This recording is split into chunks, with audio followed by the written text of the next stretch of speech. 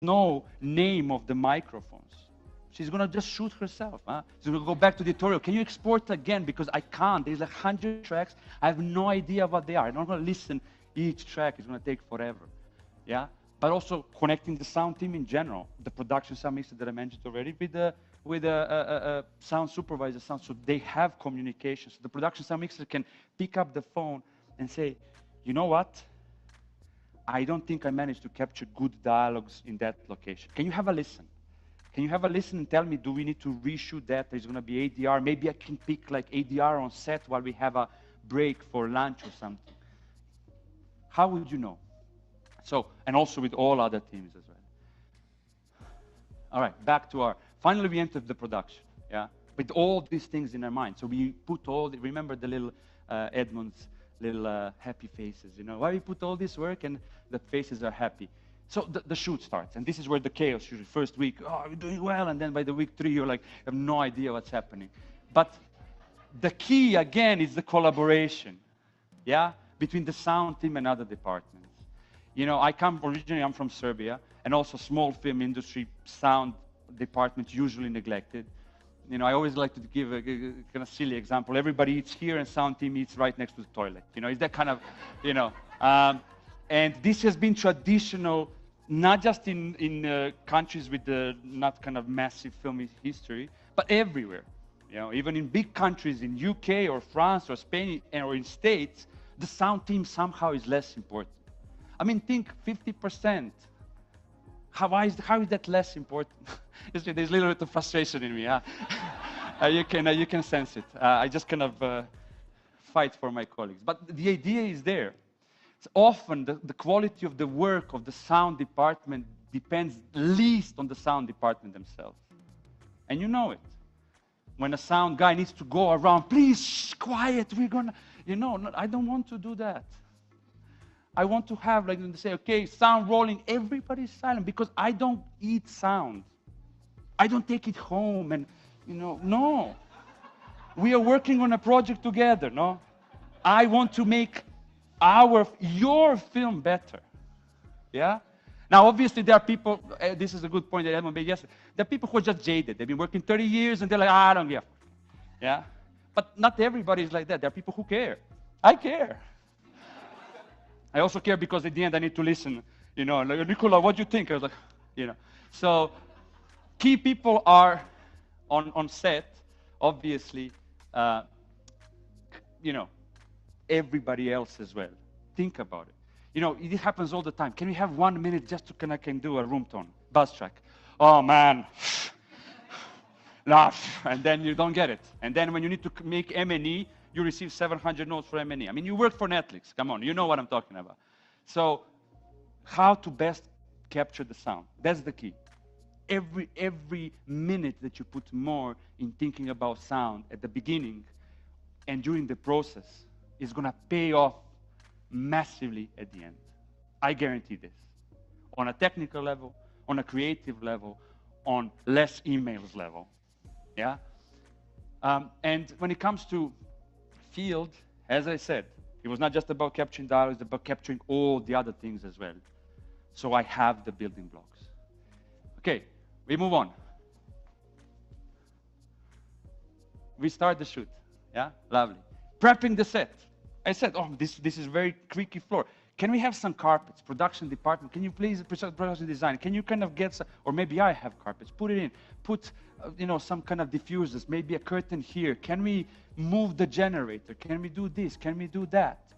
I mean, extremely important. Also working very closely with the camera department, with the grip, with sparks. You know, like that light. I mean, my microphone's going to throw. Can you please put a flag? I mean, can we make it? I mean, we are a team.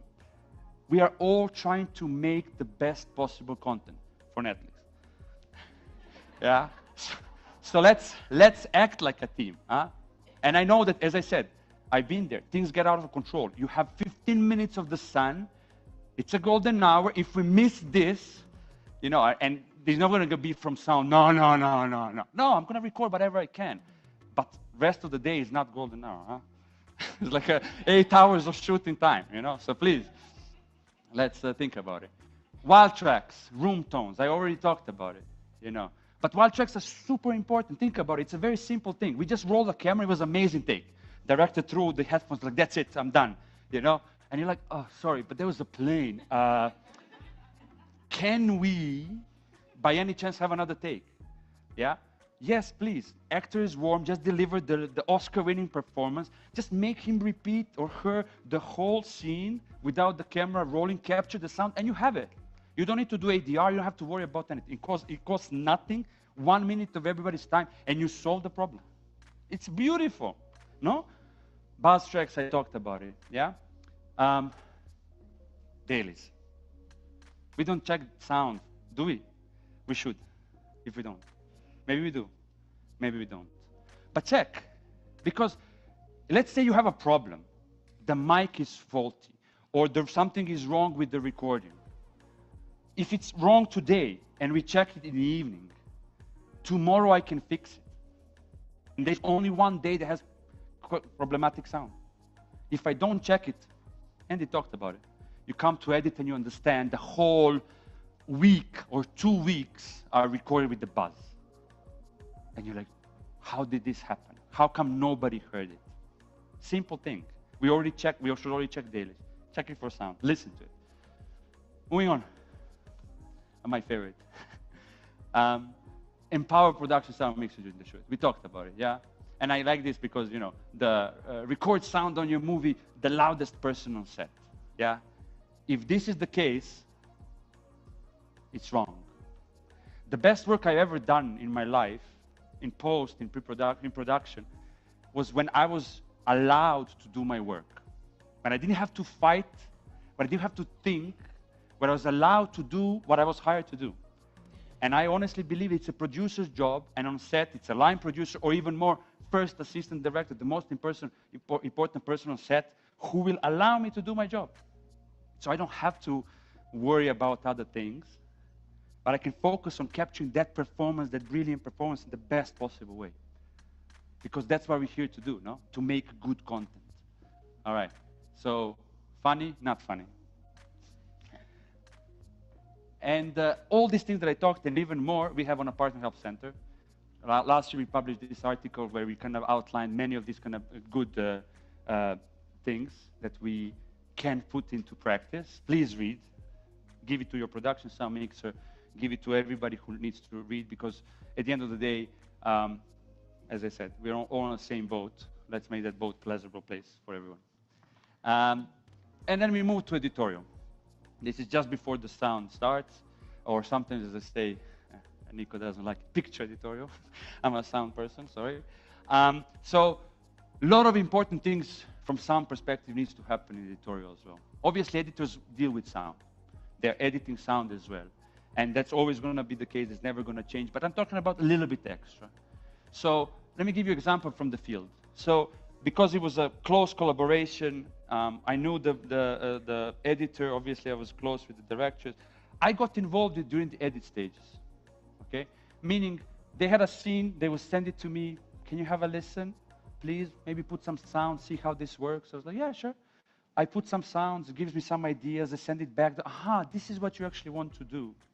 All right, maybe then we actually need to add extra shot here, extend this. In the scene that I showed you, we extended a lot the whole scene, added these details, or extended some shots, changed the order. Why? Because we wanted to build that crescendo, to have time for sound to grow. Yeah. So working closely back and forth is immensely important. Why? Because then when Nina starts working, when the sound starts actually post-production, she doesn't have to start from scratch. She has the idea where she wants to go. And on bigger production, this happens regularly because we have, we have access to. But this is the cost almost nothing. I always say, like, as a rule, a day per week of edit. That's how much you need to pay for extra work. So I'm not going to be working in parallel. There's no need. But if I'm there a couple of hours per day or per week, I have this scene, or we have this scene and the lines of dialogue, it's very kind of dirty. Can you have a look? Is this going to be able, we're going to be able to clean this later on or not? Shall we find a different take? Also super important. So working closely. Now, this yellow line is my favorite line. It's called spotting session. So we locked the picture. Netflix said, that's it. Version 11 is the one. And okay, we are good to go. So this, I don't know if it happens, but I want to talk about it because it doesn't happen always. And I think it should happen always. We have a spotting session. So the director, editor, almost said picture editor, sorry. Director, the editor, supervising sound editor, sound designer, whoever is in charge of the project, composer, we sit together and we watch the film. We watch an episode. And we go closely, scene to scene, and have a conversation. What is this scene about? What is trying to say?